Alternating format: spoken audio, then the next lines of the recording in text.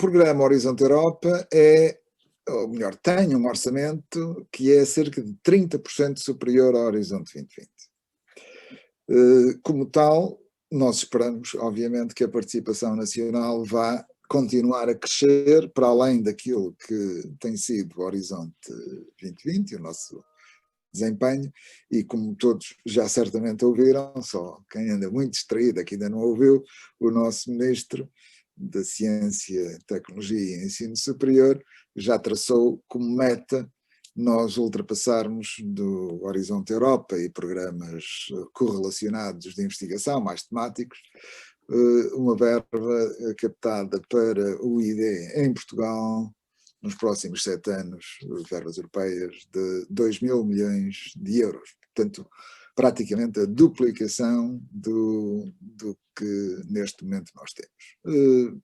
Parece, à primeira vista, uma meta inatingível, mas não é. As nossas previsões apontam que isso que é possível, mas só é possível com a participação, obviamente, de quem faz as propostas, de quem participa no programa, e, portanto, é exatamente para todos aqueles que nos estão a ouvir que nós estamos aqui a dirigir e que são a nossa meta. Muito em breve, como sabem, o Horizonte Europa tem, eu diria, 4 pilares principais e depois mais uma série de coisas acessórias. Os antigos pilares da excelência passou a chamar-se o pilar 1, que é o pilar continua a ser a excelência, o IRC, as Marie Curie, etc. O pilar 4, começando exatamente pelo mais pequenino, mas que tem muita importância para países como Portugal, que é o pilar do widening, da ERA, portanto do Espaço Europeu de Investigação, e que conhecem tradicionalmente pelos programas do Teaming e do Twinning, e também das ERA-Chairs, dos COST, etc. Toda uma série de palavras-chave que continuam a existir e que têm continuidade.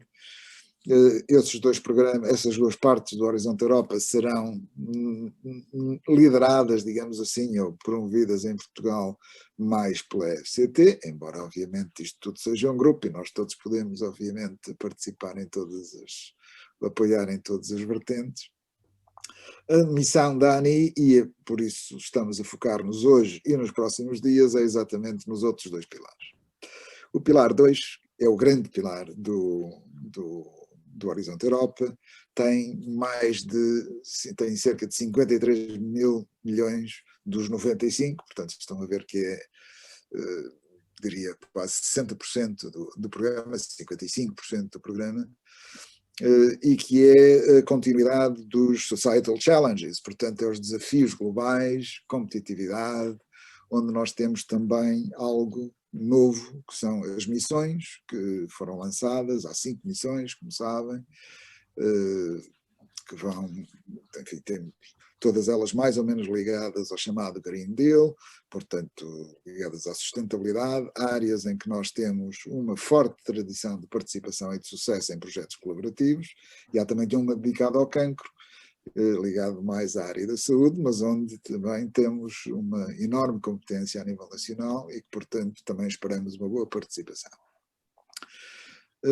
Neste pilar 2 temos também a destacar as parcerias internacionais, as parcerias industriais, peço desculpa, que irão representar quase 50% do orçamento dos tais 53 mil milhões de euros. Portanto, cerca de 25, 26 mil milhões vão para parcerias, e aqui será talvez o grande desafio que nós temos aqui em Portugal, que é fazer participar a indústria e os institutos de ID nestas parcerias que vão ser muito objetivas, mais estruturadas, mas que também fizemos durante a negociação do Horizonte Europa, e penso que com sucesso, pelo menos aparente, vamos ver agora como é a sua implementação, uma abertura no sentido de serem mais inclusivas e abertas, porque elas eram dominadas até agora pelas grandes indústrias europeias, centradas num conjunto bastante limitado de países. Portanto, o nosso objetivo é exatamente esse, porque o sucesso da nossa participação no Horizonte 2020 deveu-se exatamente ao alargar da participação do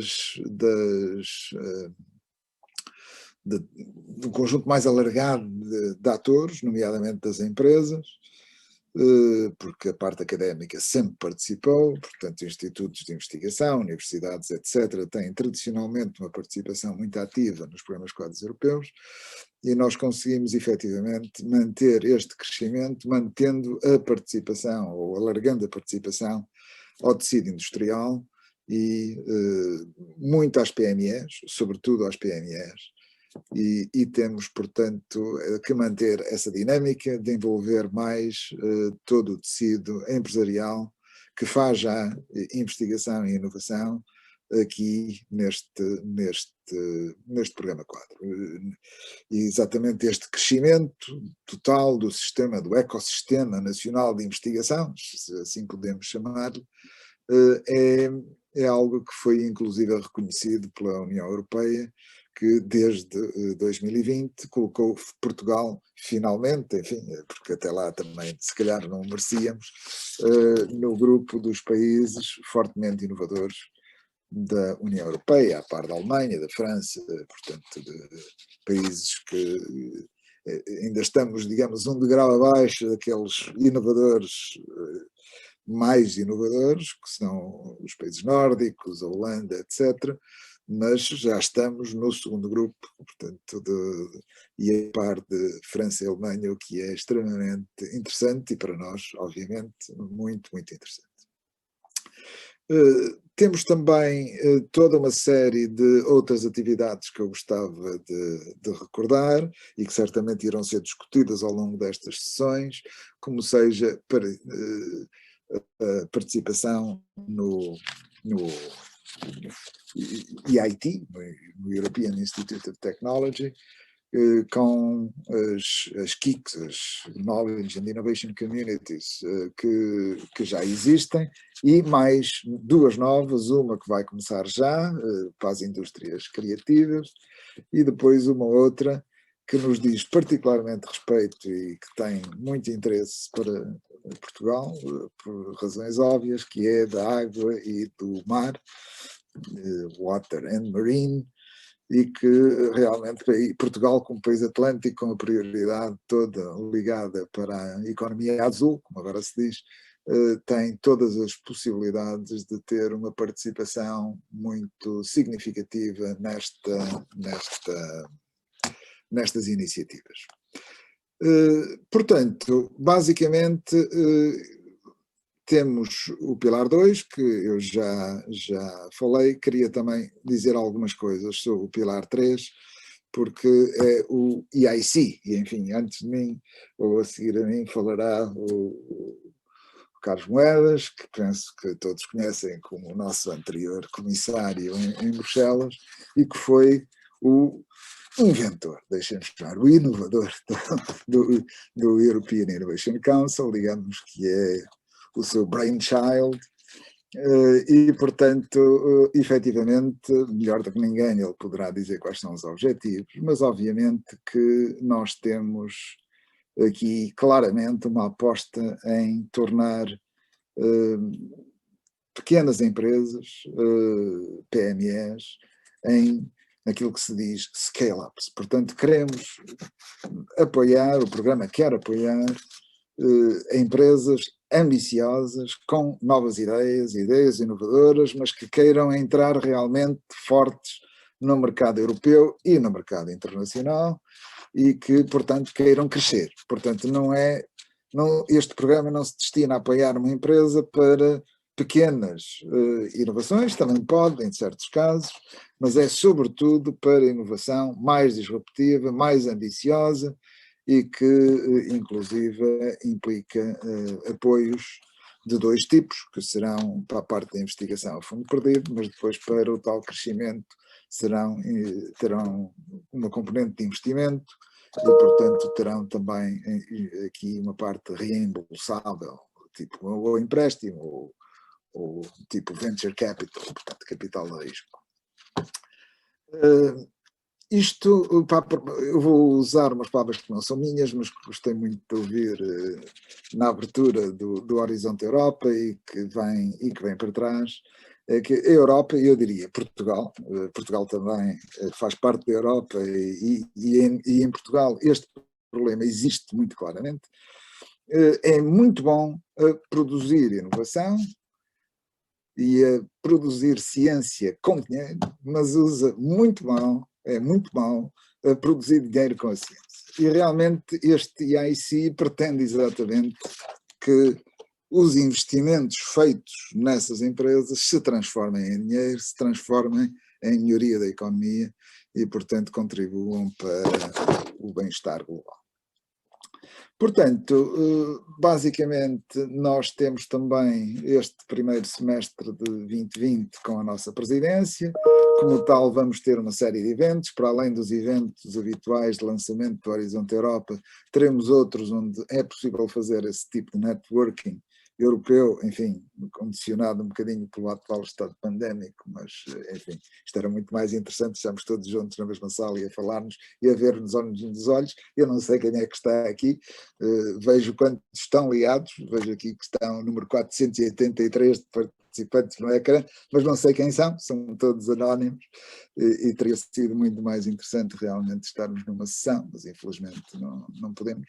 Mas vamos também tirar partido da nossa presidência para a realização de alguns eventos que depois serão, obviamente, anunciados e, portanto, temos todas as condições para capitalizar na sinergia de todos os fundos do Horizonte Europa, fundos estruturais que hão de vir, não já, mas mais para o fim do ano, fundos do Programa de Recuperação e Resiliência que vão, esses sim, dentro de poucos meses, estar aqui mais disponíveis para todos poderem tirar partido deles. E, portanto, temos aqui as condições necessárias e a ambição. E, portanto, eu queria acabar, porque penso que também já estou mais ou menos no limite de tempo que me foi concedido, gentilmente pela organização, dizendo que o Horizonte Europa é uma oportunidade que nós não podemos de maneira nenhuma perder, temos que a aproveitar, temos que saber aproveitar bem essa oportunidade que nos é dada. Temos 30% mais de orçamento, mas nós queremos duplicar aqui a participação nacional. Os temas mais colaborativos e industriais estão centrados naquilo que se chama na transição verde e na transição digital. São duas áreas em que nós somos particularmente fortes no historial, se virmos para os programas em que participamos. E, portanto, para terminar, aquilo que eu queria deixar aqui é o desafio a todos, o convite e o desafio para participarem, verem bem as oportunidades e, da nossa parte, quer na ANI, quer no resto dos parceiros do PERIN, portanto, da rede portuguesa para apoio à participação no programa Quadro, estamos todos ao vosso dispor para vos ajudar, para vos informar, para vos dar informações. Obviamente, contamos convosco para fazer propostas, para fazer o networking necessário e para ajudar em Portugal a conseguir a meta da duplicação dos 2.000 milhões de euros durante os próximos 7 anos de fundos europeus. Espero que a tarde e as próximas sessões sejam muito úteis para todos. Despeço para já. Muito obrigado pela atenção e devolvi a palavra à organização. Obrigada pela apresentação e pela flexibilidade em apresentar fora da hora. Gostava de agradecer ao Carlos Moedas a presença. Nós somos fãs do Carlos Moedas, sabemos que ele é temos sempre presente que aquilo que está a acontecer agora tem um coração que é muito seu. E é um privilégio muito grande tê-lo aqui, ainda para mais com um convite tão em cima da hora. Muito agradecida, mais uma vez, por ter vindo. E o convite foi para ter a certeza de que conseguíamos mostrar à nossa audiência que é possível ter entusiasmo e participar mais e melhor no programa Quadro. Obrigada por ter vindo, Carlos. Muito obrigado, Mafalda. Muito obrigado também ao Eduardo Maldonado, que gosto sempre de ouvir. Mas obrigado sobretudo porque, no fundo, quando nós estamos nestas funções, a vida passa e as pessoas depois não olham para trás, e eu olho sempre para trás todos aqueles que vieram antes de mim para lhes agradecer aquilo que foi feito, porque no fundo nós pessoalmente não somos nada, as instituições são tudo, não é? Mas é bom lembrar-se das pessoas e por isso agradeço-vos o convite para estar aqui hoje, para partilhar um bocadinho convosco aquilo que foi o caminho para aqui chegar. Eu acho que as pessoas que nos estão a ouvir não têm talvez a ideia da dimensão do trabalho que deu a todos nós, porque isto é um trabalho de equipa entre a Comissão Europeia, os países e o Parlamento Europeu chegar a este ponto. E tudo começou em 2014, basicamente quando eu cheguei à Comissão Europeia. O primeiro dossiê que eu tinha na mão era preparar o futuro programa. O que parece assim uma coisa estapafúrdia, não é? Em 2014 estávamos a meio do Horizonte 2020, mas era preciso começar a preparar o futuro. E o Eduardo falava, e eu naquela altura, na minha audição no Parlamento Europeu, disse exatamente essa frase que eu também já tinha apanhado de alguém outro, que era que a Europa era muito boa a pegar em dinheiro e transformar em conhecimento, mas depois era muito má a transformar esse conhecimento em dinheiro, não é? Esta ponte para a inovação. E portanto aí começa, em 2014, um trabalho de fundo de repensar o que é que tinha corrido bem no Horizonte 2020 e o que é que poderíamos melhorar para um futuro programa. O primeiro era o nome, não é? O que é que nós íamos chamar a este novo programa de 7 anos. E pensaram-se em vários nomes, em nomes disruptivos, e eu achei que há algo que se faz muito mal na Europa, que é, no fundo estamos sempre a mudar tudo, e quando a pessoa vive como eu vivi, por exemplo, num país como os Estados Unidos, as instituições e o valor das instituições é manter as suas marcas. E já tínhamos vivido sobre os programas quadros, os FP até o FP 6, 7 e depois 8, 9, se fosse o que fosse, e depois de repente mudou-se para o Horizonte. E eu achei que deveríamos manter a marca Horizonte, só que não lhe podíamos chamar Horizonte 2027, porque isso não soava bem. E daí a ideia de manter a palavra Horizonte, mas depois juntar-lhe a palavra Europa. E esta escolha não era inocente, porque no fundo era, por um lado, manter a marca, por outro lado, afirmar a Europa. Uma Europa que se queria aberta, mas que queria afirmar que aquele programa era da Europa, porque eu chegava e via muitos cientistas que sabiam que estavam a receber aquele dinheiro do Horizonte 2020, mas muitos não ligavam aquilo com a Europa. E o mesmo com o European Research Council. Há muitas pessoas que recebem dinheiro do European Research Council, mas acham que é assim uma entidade que se chama European Research Council. E tudo isto é o dinheiro dos europeus. E, portanto, eu queria fazer essa ligação forte entre os europeus, os seus impostos e depois os cientistas. E nada melhor do que lhe chamar o Horizonte Europa. Depois vinha a arquitetura.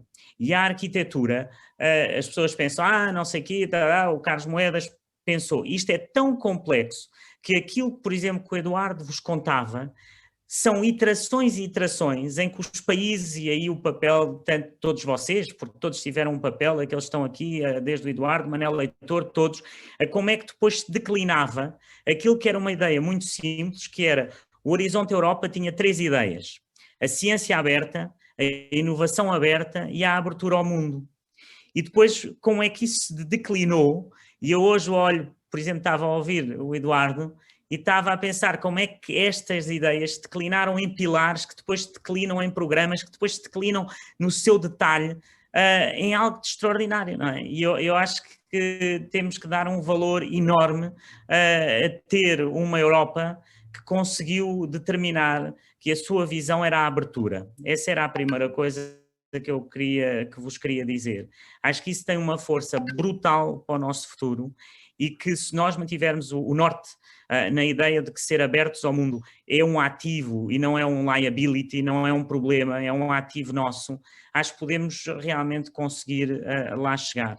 E, portanto, tudo isto começa com esta ideia da abertura da Europa, e agora queria aqui só vos mostrar que na altura, onde é que eu tenho isto aqui, eu não sei se vão conseguir ver, queria fazer aqui um slideshow, que eu acho que estão agora a ver, que era esta ideia do Open Europe e como é que depois isto foi declinado no Open Innovation, que era uma ideia que vinha, que não era uma ideia, é um conceito técnico, puramente técnico, da abertura da inovação, com o Henry Chesbrough, com o von Hippel, que eram, no fundo, os pais de toda uma teoria e um conceito que há 20 anos atrás pouca gente percebia, mas que hoje fazia todo o sentido, era que a inovação vinha de baixo para cima e não de cima para baixo.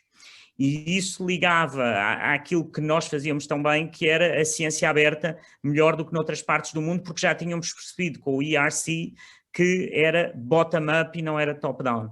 E, portanto, fizemos realmente este avanço fantástico, que foi conseguir melhorar o programa naquilo que ele não estava a funcionar realmente. E daí as duas partes que o Eduardo mencionou, por um lado o EIC e por outro lado as missões.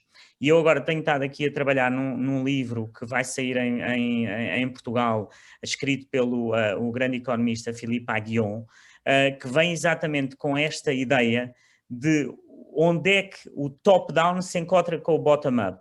E para nós essa ideia vinha das missões, que eram muito top-down, que era dar uma ideia do que é que a Europa quer investir, quais são os problemas que queremos resolver, e como é que depois damos um empurrão, um bottom-up, em que as pessoas é que comandam, as pessoas é que, os inovadores é que nos dizem.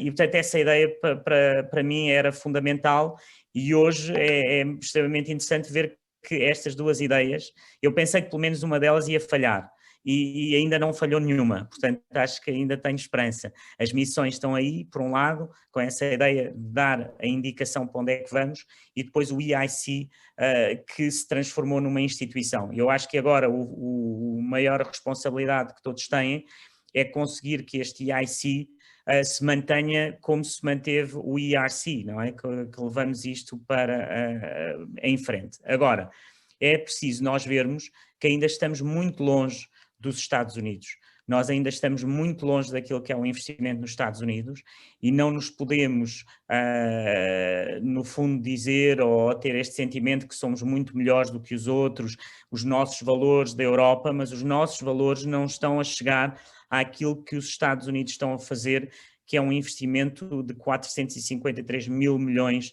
de euros em ciência e inovação. Portanto, nós ainda estamos muito longe disso.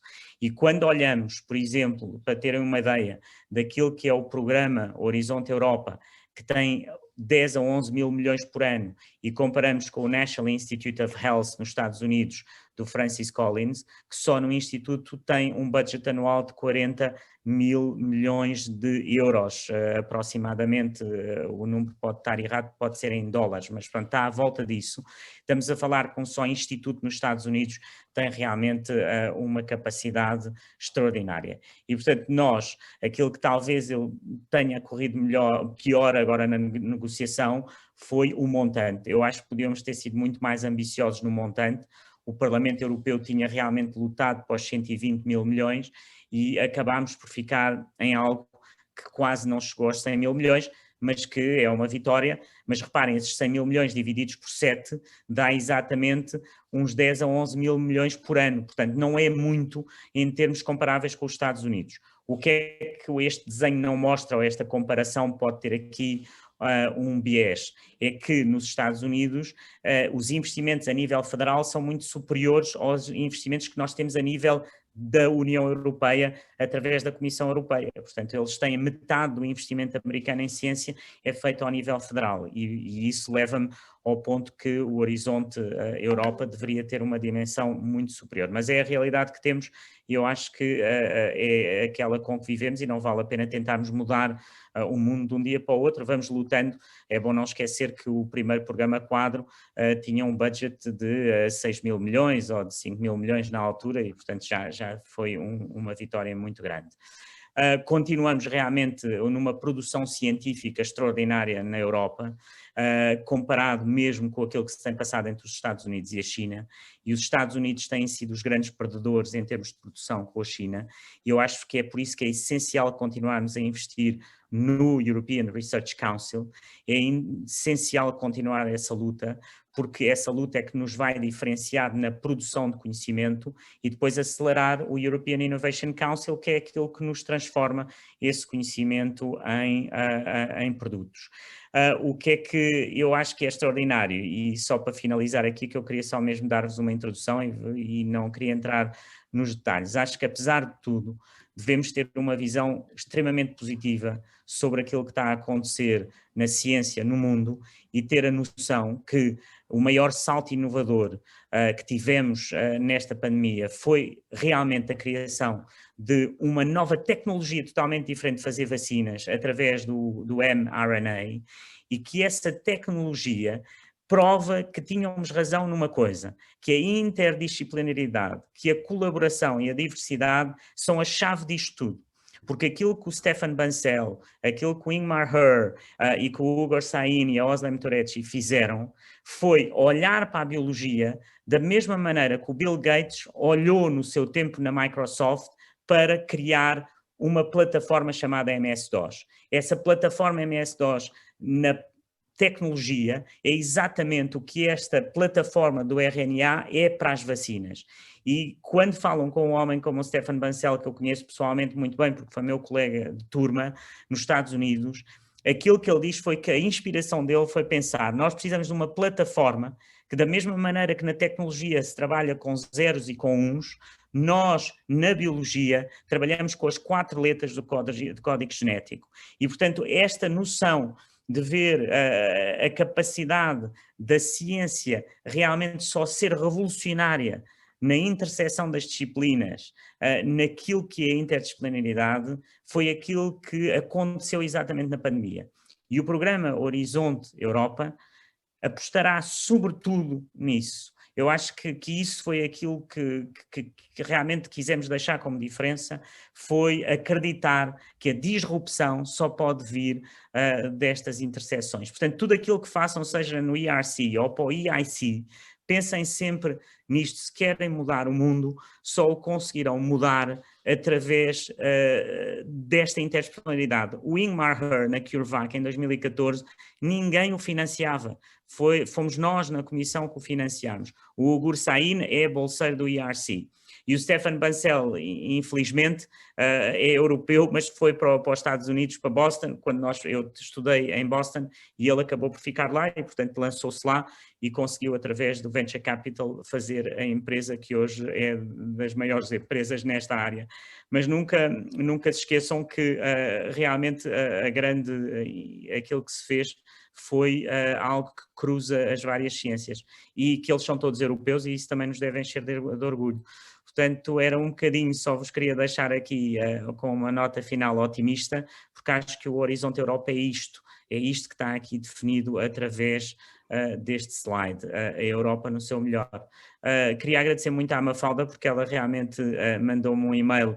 Eu sei que foi muito em cima da hora, mas veio direito ao meu coração e, portanto, aceitei logo. Ao Eduardo, que tem sido um companheiro de Ruth aqui durante estes anos em vários chapéus, mas que teve sempre naquela parte que eu acho que é mais difícil, que é o detalhe, o ver onde é que isto não funciona no seu detalhe e conseguir pôr a voz de Portugal numa voz que contava à volta da mesa, não é? Porque com 28 não há muitas vozes que contam, há 4 ou 5, 6 vozes que contam.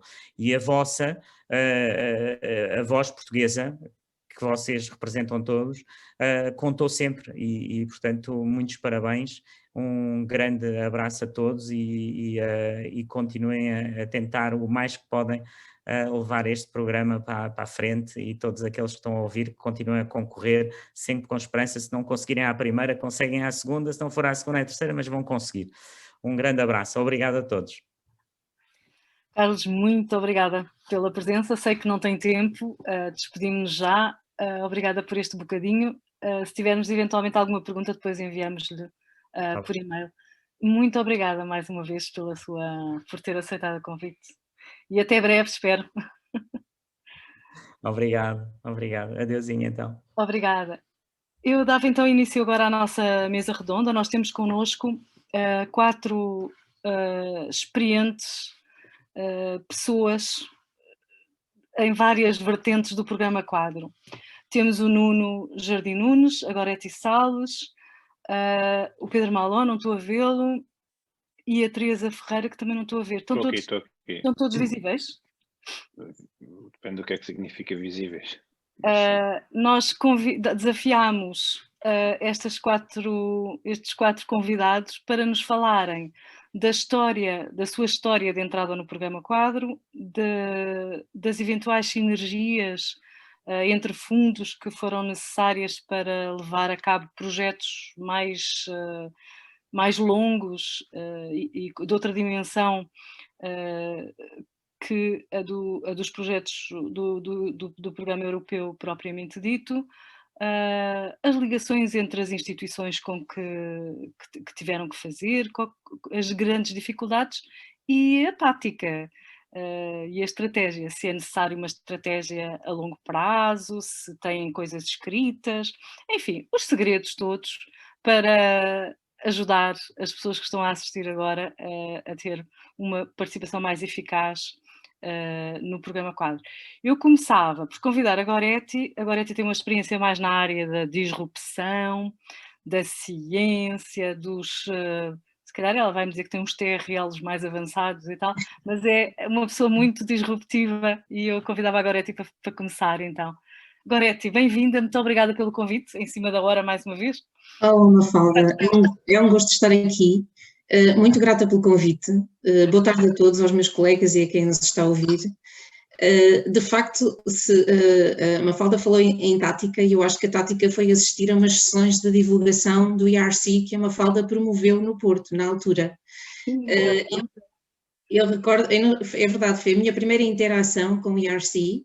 E de facto a mensagem que eu quero transmitir às pessoas é que tudo é possível neste mundo desde que de facto haja uma grande vontade, e eu acho que os 2 fatores que aí estão associados depois é uma grande capacidade de trabalho e alguma sorte. Portanto, eu acho que os 2, quando estão aliados, nós temos todo o caminho aberto. E para se perceber mais ou menos porquê que eu estou a dizer isto, eu comecei se calhar numa situação muito insólita a nível nacional, quando toda a gente está integrada em centros de investigação e recebe financiamento pluridisciplinar ou multidisciplinar. Na verdade, eu não tinha financiamento nenhum, estava a começar um grupo de investigação com 0 euros de financiamento e um input de uma instituição para que eu pudesse sobreviver no início com 5 alunos de doutoramento que já trazia na bagagem. E de facto foi uma situação muito insólita, sem sequer condições para me alavancar, para saltar para outros patamares. E de facto foi ouvir a possibilidade de me candidatar a uma bolsa IRC que me abria todo um mundo novo, que me inspirou. Ir a essa sessão de divulgação que a Mafalda promoveu na altura também me inspirou, e é engraçado, ao bocado ouvir o Carlos Moedas, fez-me lembrar a Mafalda que da primeira vez que eu cheguei, a Mafalda disse: boa, Gorete, chegou aqui, agora não faz mal, para o ano vai ter uma bolsa.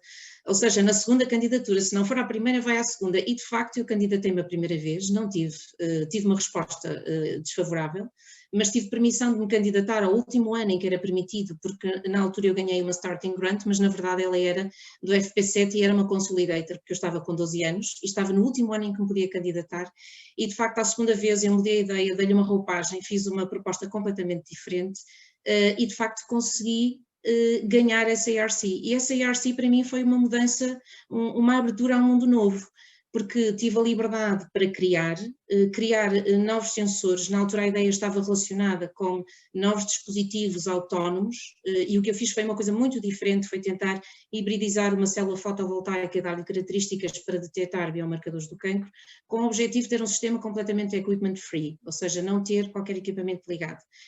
Demorei 5, 6 anos a conseguir implementar a ideia, mas consegui, e de facto depois no final ficamos com um gosto assim maravilhoso. A partir dessa ideia surgiu uma outra, à conta de um bolseiro pós-doc que tinha contratado, que na altura devia ser especialista em células fotovoltaicas, mas na verdade era especialista em células de combustível, e ela achou que a ideia que eu tinha em células fotovoltaicas podia ser adaptável a células de combustível, e isso trouxe um novo projeto, que foi uma FET Open, em consórcio, O consórcio surgiu naturalmente, esse consórcio envolvia também a professora Elvira Fortunato cá de Portugal. O consórcio surgiu naturalmente em interações que eu já tinha também no estrangeiro com algumas pessoas, porque sempre fui muito aberta a comunicar com toda a gente, e de facto já tinha algumas ligações com pessoas de quem gostava de trabalhar, com quem já tinha alguma experiência, e surgiu então um novo projeto, neste caso foi o FET Open, que se chamou Symbiotic, e que neste momento é um dos projetos de sucesso que a Comissão Europeia coloca como histórias de sucesso dentro das FET Open. Nós estamos agora com um sensor que é uma fuel cell desenhada num papel, uma coisa muito simples, onde colocamos uma gota de metanol nesta fase, mas que há de ser mudado, para conseguir monitorizar biomarcadores de cancro. Portanto, uma abordagem completamente disruptiva e que foi um bocadinho para além daquilo que era expectável na proposta que já tínhamos inicialmente delineado. No meio desta trajetória, eu fiquei conhecida nos meus parceiros internacionais por ser alguém que desenha anticorpos plásticos para biomarcadores do cancro. E então houve alguém dentro do VTT que achou que precisava de fazer uns anticorpos plásticos para umas vesículas extracelares. E entretanto lá fui contactada por alguém dentro do VTT que conhecia outra pessoa que queria fazer isso e pôs-nos em contacto. E, entretanto, eu recordo-me, o nosso primeiro contacto foi uma conversa engraçada, então vamos fazer anticorpos plásticos para vesículas extracelares, que era o que o senhor queria fazer, que são os mensageiros do corpo. Os mensageiros entre as células são os e-mails que as células mandam umas às outras. E eu recordo-me de ter dito logo na hora e disse, olha, essa ideia pode ser muito engraçada, mas não vai a lado nenhum, porque eu já tentei essa ideia no passado e ela não funcionou. Isto porque, obviamente, nem todas as propostas que nós fazemos são de sucesso. Muitas delas têm respostas negativas e nós só temos que aprender com essas respostas negativas e tentar melhorá-las ou tentar criar ideias novas quando achamos que essas não são no rumo melhor. E então, na sequência disso, eu disse-lhe, olha, não faz mal, eu vou pensar um bocadinho sobre o assunto e vou tentar ler o que é que nós podemos trazer de novo dentro desta bagagem. E foi muito interessante, porque em paralelo, na minha vida pessoal, eu tinha iniciado o grupo de investigação com o Bolsa ERC, com 5 alunos de doutoramento, e a dada altura dou para mim já com quase 30 pessoas na bagagem, com muita gente a trabalhar só contratada como projeto, e de facto era já um processo complexo do ponto de vista de gestão de recursos humanos. E nessas opções, eu na altura, no passado, entendi que poderia fazer umas sessões de coaching e meditação e contratei uma pessoa precisamente para fazer essas sessões lá no grupo, que foram de extremo sucesso, eu recomendo. Quando as pessoas estão felizes, trabalham melhores, e quando os outros são felizes, nós somos mais felizes, a eficiência aumenta, e isto traduz também indicadores positivos.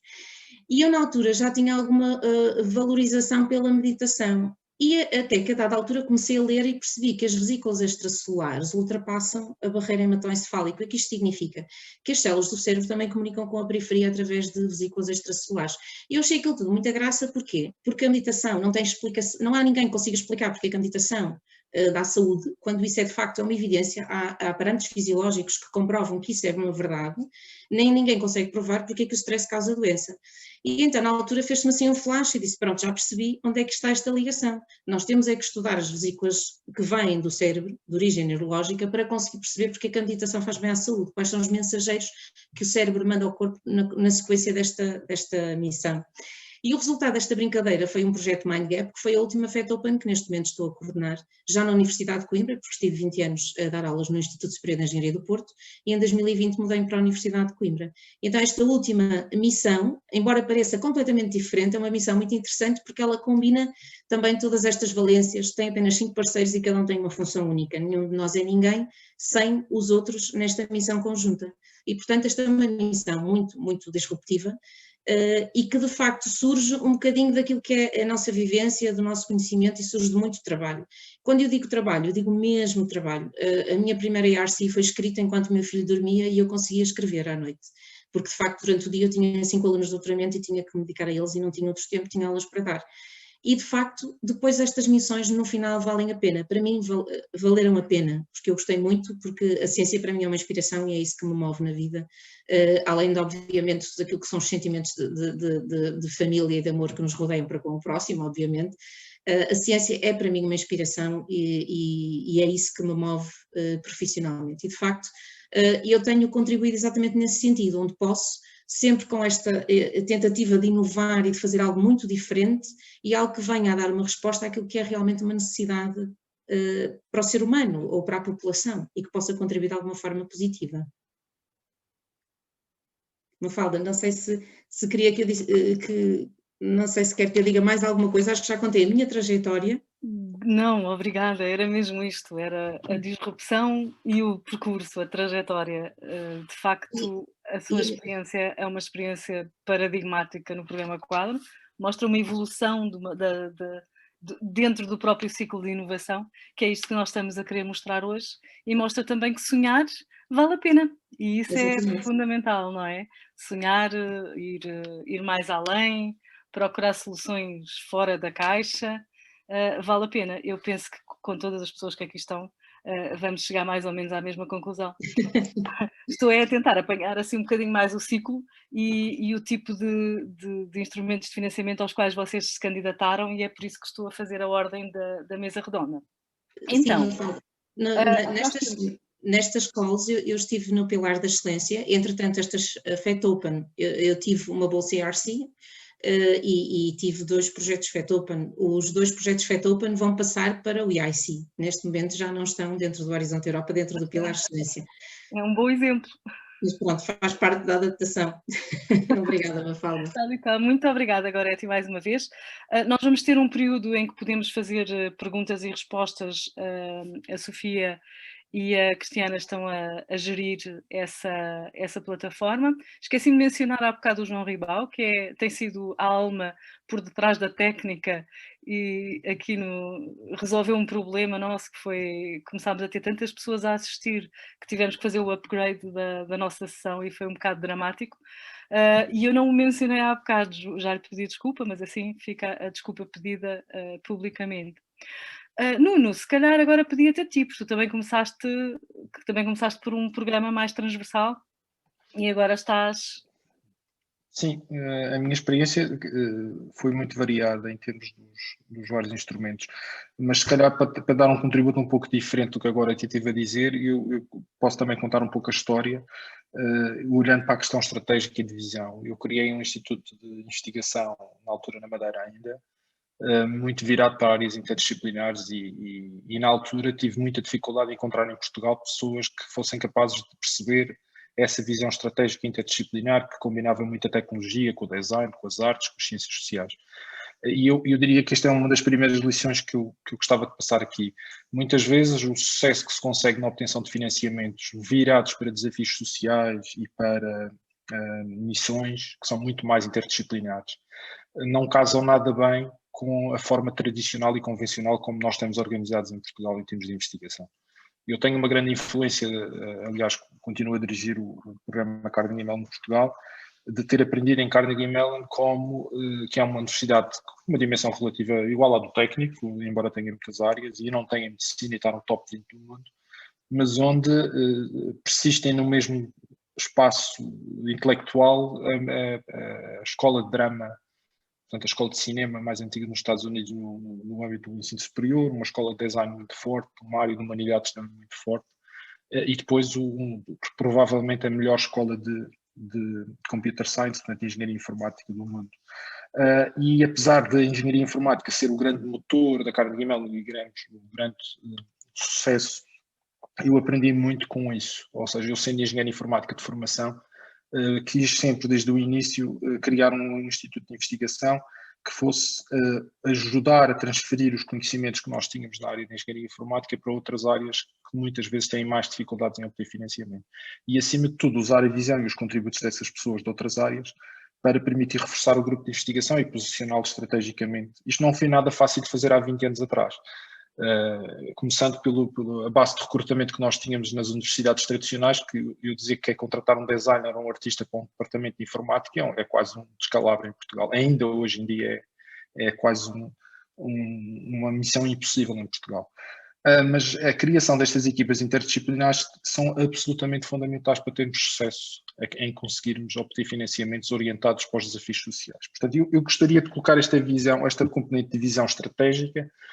Obviamente que eu não nasci iluminado relativamente a essa visão, isso foi-se criando à medida que nós fomos olhando para os bons exemplos internacionais e aprendendo com esses bons exemplos internacionais de excelência, como é que é possível criar uma estratégia de investigação diferenciada, original e que depois apareça quando nós escrevemos uma proposta para uma entidade financiadora europeia, apareça e seja bem vista.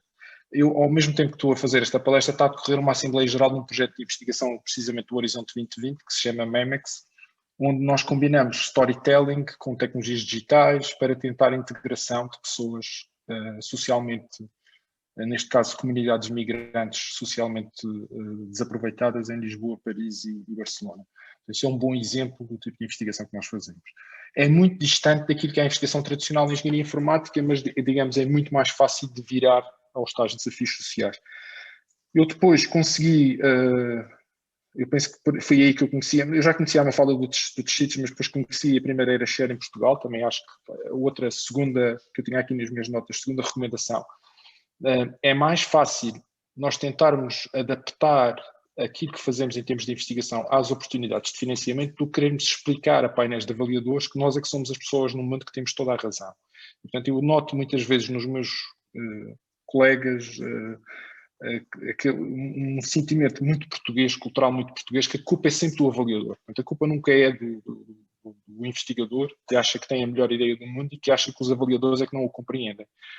E isso também, de certa forma, às vezes também é alimentado pelo esquema de financiamento que nós temos na FCT, que tem o seu papel e que é muito importante, mas que é muito disciplinar. Ou seja, eu, por exemplo, tenho muito pouca taxa de sucesso, também não tenho tanto quanto devia nos projetos FCT, porque realmente os projetos FCT e os painéis disciplinares da FCT não sabem ler perfeitamente o tipo de trabalho que eu faço. E, portanto, isso também foi uma das razões que me levou a me atirar ao financiamento europeu e a ter muito mais sucesso no financiamento europeu do que tenho propriamente no financiamento nacional.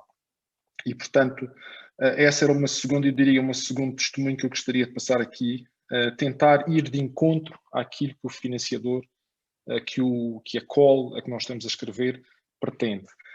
O terceiro aspecto é o aspecto da profissionalização. Eu tive a felicidade de ter criado um instituto de raiz, de ter tido a capacidade e a possibilidade de conseguir contratar uma série de pessoas novas e jovens que abraçaram o desafio de serem gestores de ciência, de aprenderem e de ajudar os investigadores, de fazer um trabalho profissional absolutamente extraordinário e uma equipa muito jovem que foi aprendendo com os nossos erros e com as nossas tentativas e que neste momento permite tirar, eu diria, quase que 50% da carga de escrita de uma proposta ao Horizonte 2020. Eu recentemente, ainda nas próximas semanas, o Maldonado falava na proposta do Green Deal, eu estive a coordenar uma proposta de 20 milhões de euros, e essa proposta, mais uma vez, lê muito desta perspectiva. Tinha biólogos marinhos, tinha pessoas de robótica submarina, de robótica aérea, tinha pessoas como eu ligadas ao design para a sustentabilidade, tinha empresas, tinha parceiros das mais variadas de conservação da natureza, empresas de transportes marítimos, e ser capaz de coordenar consórcios desta dimensão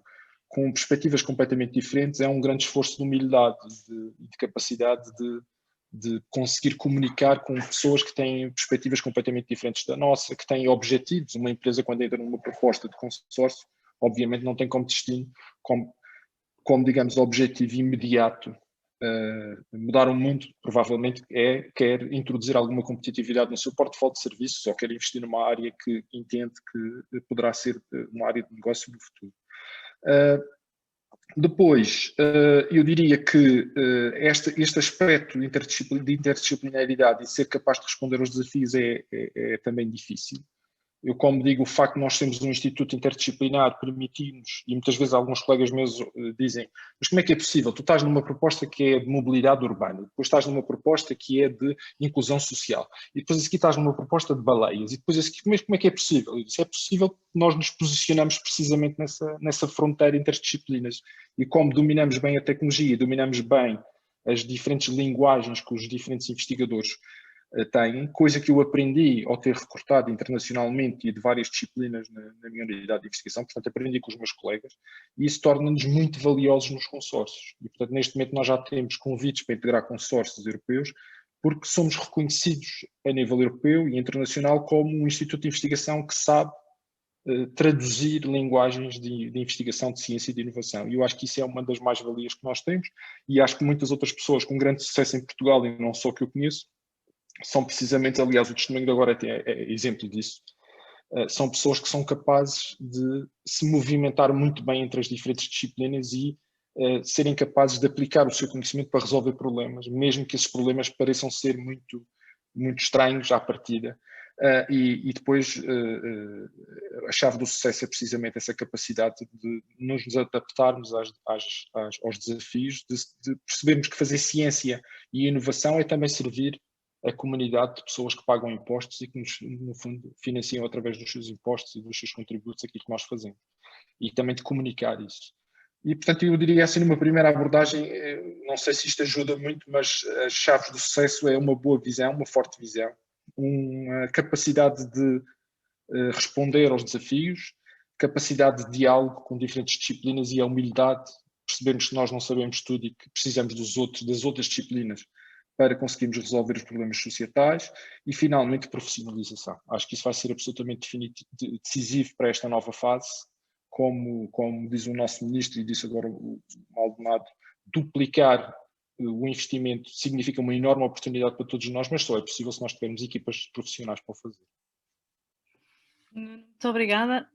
Tenho aqui uma pergunta para ti. Houve alguém que pediu para tu especificar um bocadinho mais o projeto e o que era storytelling no âmbito do Memex?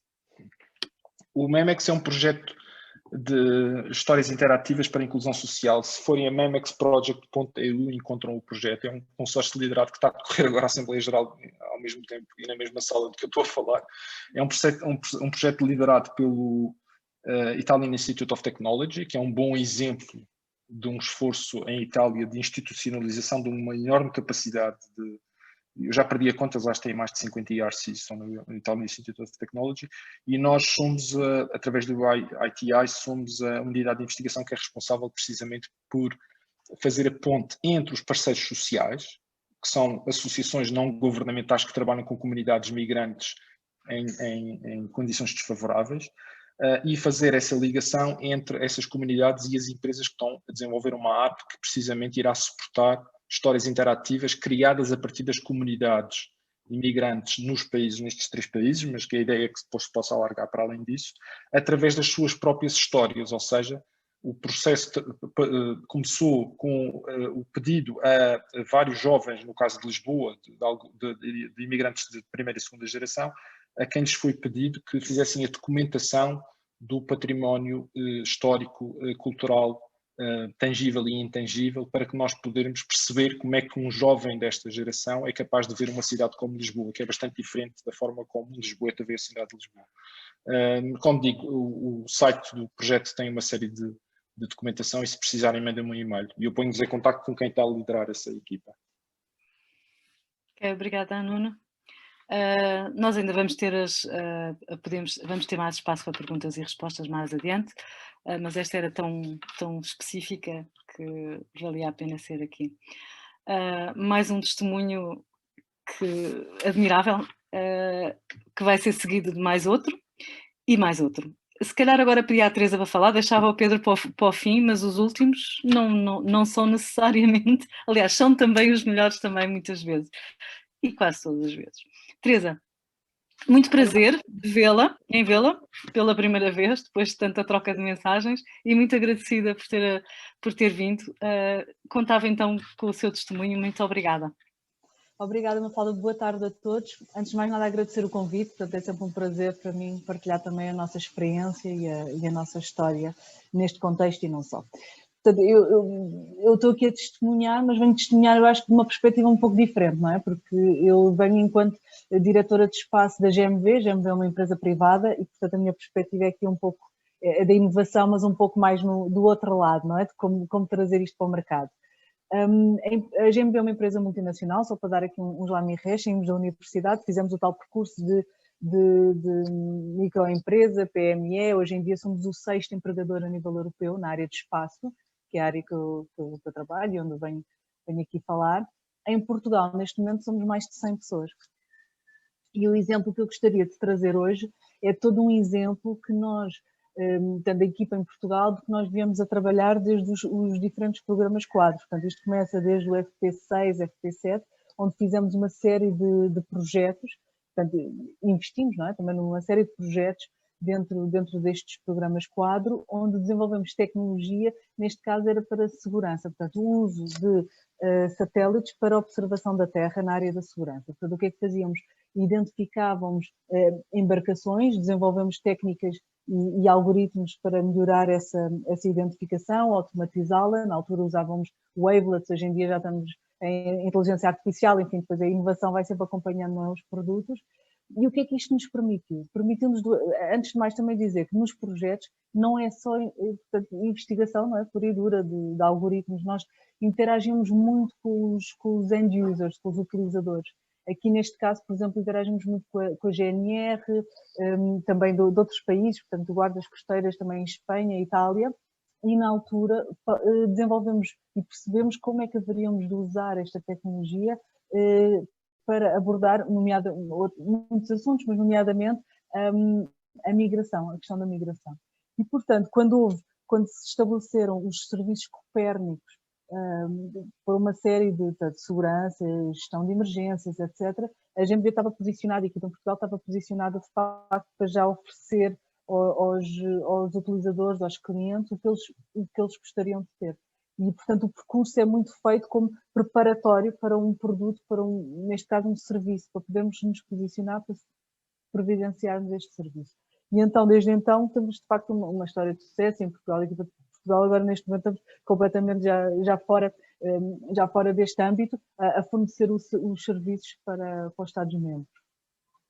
E então dizer que, do ponto de vista da GMV, e o que eu quero aqui trazer para em cima da mesa, é de facto todo este percurso. Portanto, eu acho que aqui é fundamental ter uma estratégia ligada à inovação, mas sempre com olhos no mercado, com vista no mercado, o que é que podemos oferecer, e isto implica o quê? Implica envolver desde o início os utilizadores finais, perceber quais são as necessidades e focar a inovação no que é que vai ser as necessidades e onde é que vai existir este mercado.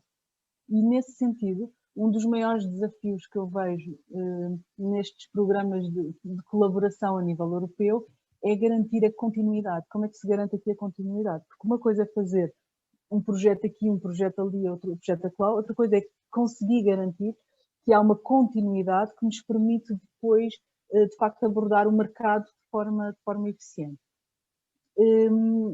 Se calhar vou continuar aqui um pouco mais em alguns dos instrumentos que nós usamos e que achamos que pode ajudar a alavancar esta continuidade. É, por um lado, os pre-commercial procurements, portanto, isto é, são instrumentos que visam estimular o procurement de entidades públicas, de forma a conseguirem,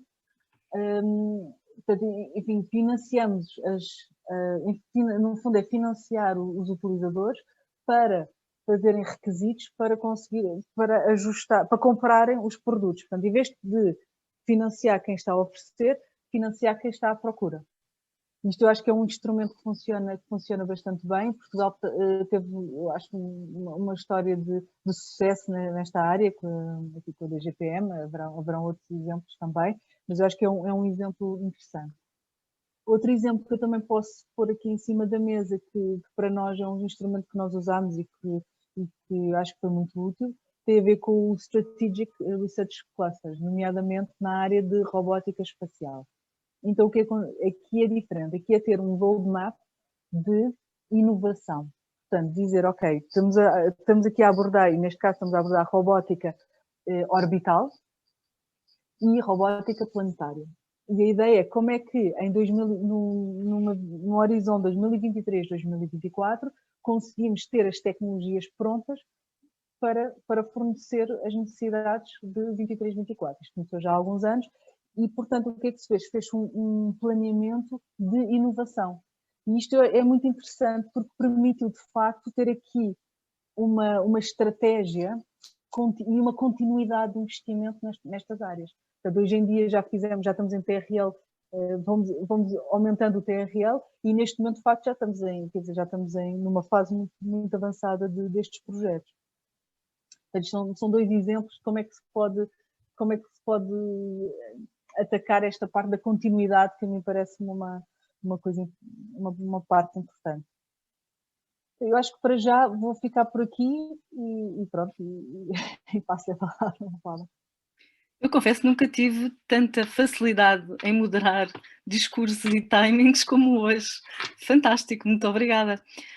E obrigada, Teresa. É também um testemunho inspirador para outro nível de intervenção no programa Quadro.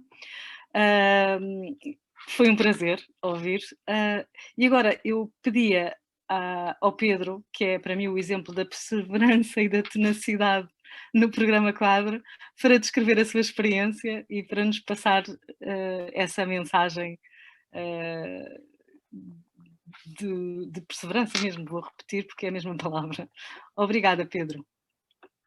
Bem, boa tarde a todos. Espero que me estejam a ouvir bem. Nós, na preparação deste painel, desta sessão, a Mafalda mandou-nos aqui uns pontos para nós explanarmos, que andava à volta da nossa história, da estratégia, da resiliência e mais uns pontos, e eu ia tentar caminhar por aqui e explicar-vos um pouco como é que isto aparece, como é que nasce e como é que se desenvolve e como é que nós trabalhamos para criar aquilo que estamos a criar. Pronto, o meu nome é Pedro Malou, eu sou docente da Faculdade de Ciência e Tecnologia da Universidade Nova de Lisboa, mas também sou empresário na Anpala, que hoje estou a representar aqui. Não é? A empresa nasceu em maio de 2012, em 11 de maio, e foi criada por mim e pelo Bruno Almeida, que também está aqui, que eu já ouvi que está por aí. E trabalhávamos juntos no Uninova. No Uninova, que é um instituto também muito bem sucedido nos programas europeus. A razão por nós criamos a empresa foi porque, na verdade, queríamos um desafio maior. Nós queríamos liderar o nosso caminho, não é? O nosso destino, e criar uma empresa que fosse capaz de competir a nível europeu, mundial e portanto, para lá de Portugal, focada em produtos, okay? Que as pessoas gostassem de usar, produtos de qualidade e tendo por base uma forte componente de investigação, desenvolvimento e inovação. Pronto, foi por isto que nós criamos a empresa. Já tínhamos uma experiência prévia na submissão de candidaturas e principalmente na execução de projetos europeus. Portanto, isto era uma coisa que nós já tínhamos do trabalho da Uninova.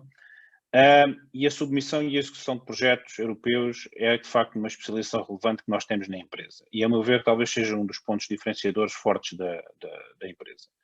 Submeter e conseguir financiamentos europeus tem os seus segredos. Okay? Nós temos taxas de sucesso a rondar os 26% no horizonte 2020. Portugal tem 14,4%, segundo eu vi pelos últimos dados disponibilizados pelo Perim. E a média europeia anda à volta dos 13%. De qualquer maneira, as nossas candidaturas passam os thresholds, 75% das nossas candidaturas passam todos os thresholds e, portanto, aproximamos muito das capacidades de financiamento. Okay? Agora, acho que a parte mais importante é mesmo executar projetos. Executar projetos tem as suas questões. É preciso antecipar problemas antes de ocorrerem. É preciso entender bem a colaboração com pessoas de diferentes culturas. É principalmente preciso saber extrair valor do projeto para a empresa, ao mesmo tempo que se cumpre com as tarefas.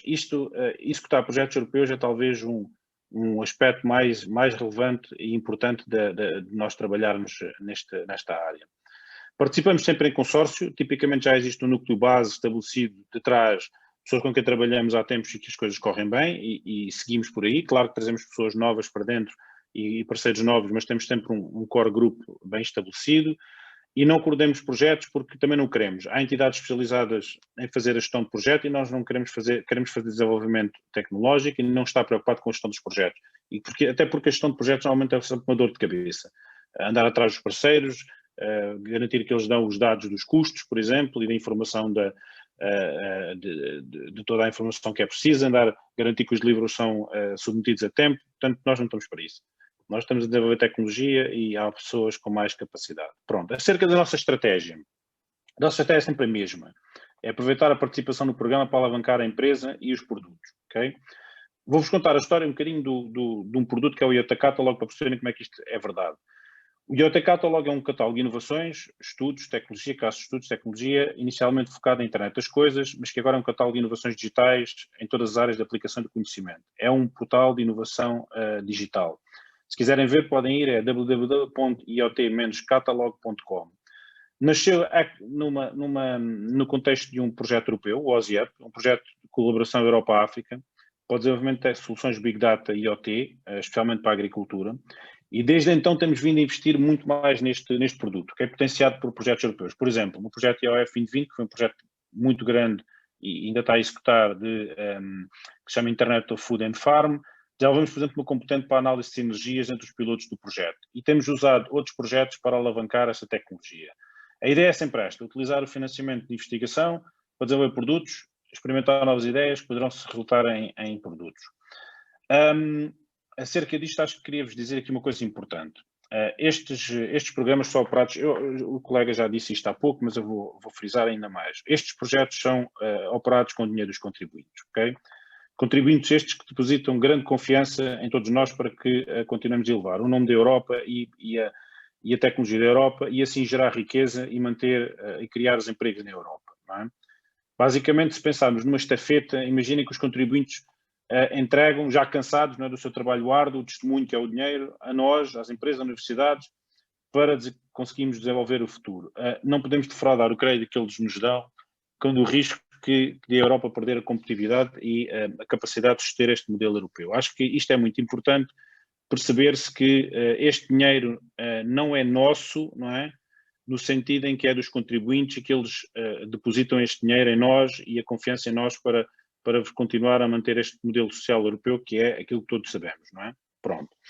Quanto à resiliência, nas candidaturas, umas vezes ganha-se, outras vezes se perde, não é? É assim que é o jogo. É preciso ter resiliência para perder e para muitas vezes perder e para algumas vezes ganhar. Já perdemos projetos que achávamos fantásticos, mas também já ganhamos projetos que achávamos que não tinham grandes hipóteses, por exemplo. A avaliação científica de inovações científicas é muito difícil de realizar. A Comissão Europeia tem sérias dificuldades nesta matéria, na avaliação de projetos. Nós já enviamos à ANIA algumas propostas, nomeadamente na questão de contratação de peritos experientes, porque no final do programa quadro, no Horizonte 2020, a qualidade da avaliação decaiu muito, a melhor definição dos critérios, melhor briefing dos avaliadores. Portanto, há aqui algumas dificuldades na avaliação, mas é muito difícil avaliar inovações, não é? Portanto, inovação científica.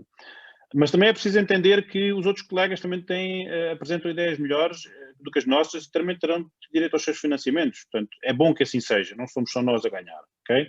Agora, nos projetos ganha-se sempre, ok? Ganha-se com o desenvolvimento de novos produtos e a evolução dos produtos diretamente na empresa, aquilo que nos projetos se classifica como Exploitation Plan. Ganha-se com a aplicação de conhecimentos e tecnologias desenvolvidas num qualquer projeto em soluções e produtos da empresa, noutras soluções e noutros produtos. Isto é aquilo que tipicamente se determina o Individual Exploitation Plan, que muita gente não sabe escrever nas candidaturas, por exemplo. Ganha-se mercados e novos clientes, por exemplo, um cliente principal de um produto nosso, que é o SPL, que é um sensor para monitorização de ruído, são colegas de projetos europeus, por exemplo. Ganha-se na colaboração com outros colegas, onde se ganha novas ideias e conhecimento pessoal e profissional. Isto também é muito importante, ok? E, claro, ganha-se o financiamento para suportar estas pessoas para trabalhar nisto tudo e no crescimento da empresa. Claro que o dinheiro é importante, porque sem dinheiro não há esta capacidade de trabalhar, ok? Pronto, para acabar, vou só deixar uma nota importante, que tem a ver um bocado com a emergência da situação atual devido ao Covid-19. Eu acho que há aqui um aspecto que é preciso relevar. Eu tenho muitas empresas, muitas pequenas e médias empresas possam passar dificuldades e até desaparecer neste vale da morte entre o Horizonte 2020 e o Horizonte Europa. Muitas empresas viram os seus negócios fortemente afetados, com poucas vendas, não é? E penso que o programa, em particular do Horizonte 2020, o dinheiro do Horizonte 2020 e do Horizonte Europa, vai ser uma espécie de boia de salvamento para até chegar a melhores dias, para manterem empregos e para apostar em inovação, para quando da retoma estarem mais competitivos. Só que o atraso na aprovação deste orçamento, devido ao Brexit, devido ao bloqueio da Hungria e da Polónia, devido à complexidade do modelo negociado europeu, o Carlos Moedas referiu isso, não é? A complexidade que nos leva a isto, faz com que os colos, por exemplo, do Pilar 2 do Horizonte Europa só apareçam lá para meados de 2021 e que os projetos arrancarem em meados de 2022. Eu acho que isto vai trazer uma dificuldade. Muitos projetos do Horizonte 2020 foram estendidos, 6 meses, tipicamente, não é? Ou até mais, mas o dinheiro não foi estendido. Significa que, e ainda pior, que vai chegar mais tarde este dinheiro. Portanto, acho que há aqui uma dificuldade. Este vale da morte entre os dois programas pode vir a ser dramático para as PMEs, particularmente para as PMEs portuguesas. Não vai ser o caso da Unparallel, porque nós tivemos bom sucesso no último ano e, portanto, não é o nosso caso, mas isto pode acontecer e é preciso que a Comissão Europeia e as entidades sejam muito alertas para esta questão e tomarem ação antes que alguma tragédia possa acontecer e perceber como é que isto se pode resolver, ok? Pronto, por já é isto. Se depois quiserem questionar mais alguma coisa, eu posso responder. Pedro, muito obrigada. Obrigada também pelos alertas. Temos aqui já algumas perguntas. Eu agradeço a todos a vossa intervenção e agora se calhar vou pedir à Cristiana, se calhar não, vou mesmo pedir à Cristiana que faça voz das perguntas que têm aparecido, se faz favor. Está bem, Cristiana? Está sim, senhora. Olá, Indica para quem é a pergunta, por favor. Obrigada. Estão-me a ouvir bem? Sim, talvez um bocadinho mais alto fosse melhor. Ótimo. Boa tarde. Temos aqui algumas questões dos nossos participantes. A primeira dirigida ao Nuno Nunes, que agradece a partilha pela perspectiva e a visão da ciência interdisciplinar. E a questão vem do André Pedro Oliveira, que pergunta: considera importante um centro de investigação científico de empreendedorismo no ensino superior em Portugal? Se calhar, não sei se quer já responder ou posso, se calhar, ler duas ou três e depois passava a bola à mesa redonda. Se quiser ler duas ou três e depois respondia. Exato. Ok. E depois temos uma questão dirigida diretamente ao Pedro Malot, Unparallel, de um participante anónimo, portanto peço desculpa, mas não vou conseguir dizer quem é, mas pergunta: como gerem o time to market? Muitas vezes os timings dos projetos de candidaturas não se coadunam com a urgência que o mercado impõe no lançamento de produtos ou serviços. E acrescenta ainda: no vosso entender, qual a principal dificuldade na redação de candidaturas vencedoras? A inovação? Vender a ideia? Penso que aqui se calhar abre a questão a todos. E ficava por aqui. Volvia agora à mesa redonda. Obrigada. Eu se calhar posso tentar responder à primeira pergunta. Eu não sei se percebi completamente a pergunta. Eu, por exemplo, apesar de não ser empresário, considero-me um empreendedor, não é? Eu acho que o meu papel tem sido, acima de tudo, ser empreendedor dentro da investigação e do ensino superior, as áreas que eu escolhi fazer. Dito isto, e existem já vários centros de investigação em Portugal que se dedicam ao empreendedorismo. Mesmo no nosso laboratório associado do ARCIS, nós temos o IN+, que é um instituto dedicado à inovação e empreendedorismo do técnico. Não há, eu acho que se as pessoas tiverem uma boa ideia e tiverem uma boa visão e se entendem que essa visão se deve institucionalizar numa unidade de investigação, desde que tenha qualidade, acho que devem seguir. Estas áreas não são propriedade de ninguém. Mas eu diria que o empreendedorismo como atitude, que é assim que eu o vejo, é transversal e, portanto, não deve existir só nas universidades. Deve existir nas universidades. Temos aqui o caso do Pedro Malot, não é? Que começou na universidade e depois criou uma empresa. E eu próprio tive um grupo de estudantes de doutoramento que conseguiu um SME Instrument e criou uma empresa. Conheço várias empresas de ex-alunos meus que, felizmente, a última foi uma dos primeiros unicórnios do ano 2021, que foi a Mambo, que foi uma empresa que na altura começou na Madeira com um grupo de estudantes, mais uma vez interdisciplinar, eram de 4 nacionalidades diferentes e de 4 proveniências diferentes, e hoje em dia a diretora de recursos humanos dessa empresa e cofundadora dessa empresa, que é a Sofia Nunes, era uma psicóloga que não sabia muito bem o que é que ia acontecer na sua vida, entrou nessa formação interdisciplinar, encontrou na nossa unidade de investigação acolhimento para esta ideia de que a psicologia pode ser um enorme contributo para compreender a utilização da tecnologia.